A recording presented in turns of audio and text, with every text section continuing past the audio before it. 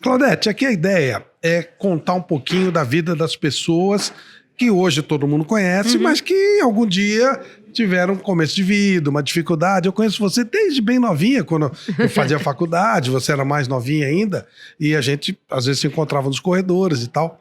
Mas como começou a sua vida? Você nasceu onde? Como é que você descobriu que você poderia trabalhar com televisão? Como é que foi isso para você? Eu nasci aqui em São Paulo, meus pais eram do interior de Taquaritinga, na cidade de Taquaritinga. Eu tenho uma irmã que é nascida lá e depois os outros nasceram aqui. Eu tenho 5 irmãos e eu sempre gostei. Eu acho que eu já... Sabe quando você... Eu acho tão triste a pessoa, assim, ser jovem, às vezes já adulto, e não saber o que quer da vida.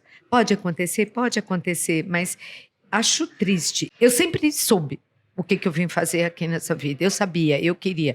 Para você ter uma ideia, Flávio, naquela época existiam 2 frentes políticas muito fortes, que era o Jânio Quadros e o Adhemar de Barros. E meu pai era janista, vivia com aquela vassourinha do Jânio e tal.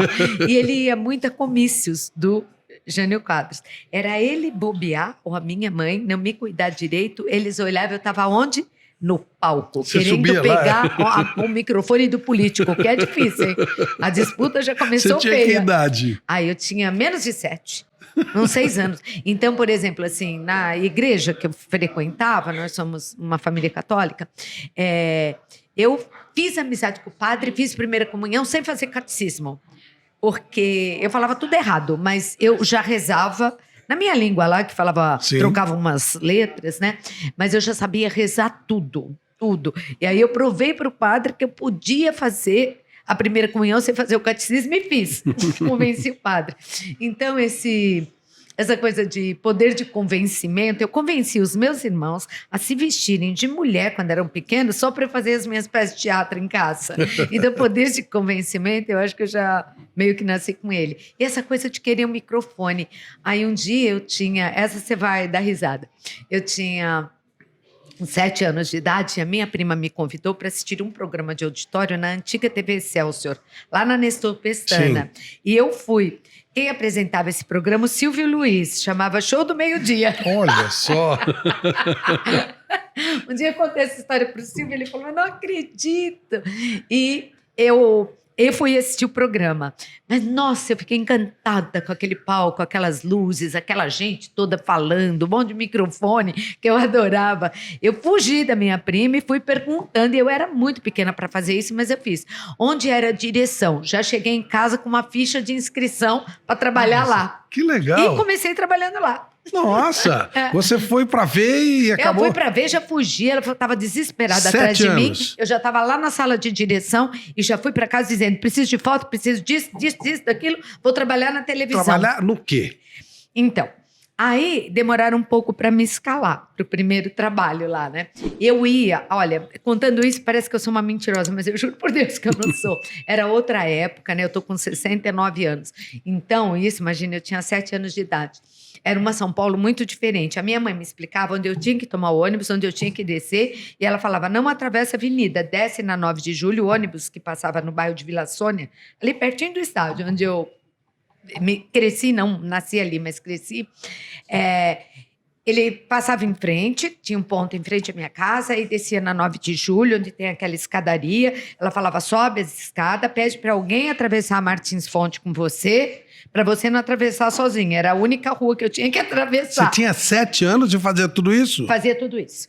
E aí eu ia sempre, umas 2 vezes por semana. Minha mãe é bem doida, né? Que Deus a tenha. Porque ela deixava. Às vezes eu ia com meu irmão, Mauro, que trabalhou comigo durante um bom tempo em vários programas de televisão. Mas sempre atrás das câmeras, né? Como diretor. Aí... E não estava escalada, nunca eu estava escalada. Perguntava lá para o Pedro Caçador, que escalava os elencos da novela, que eu queria fazer novela. Aí um dia... ele perguntou, você sabe nadar? Eu falei, sei. Mentira. Sabia, não. A gente sabe qualquer coisa para entrar no meio, né? Eu falei, sei sim, nado bem. Aí ele falou, você nada mesmo? Nado. Aí falou assim, então tem uma cena, vai ser lá na represa de Guarapiranga, no Clube Castelinho. Era uma novela que eu ia fazer, a personagem adulta pensava num acidente que tinha acontecido com ela quando criança. Eu era criança com acidente.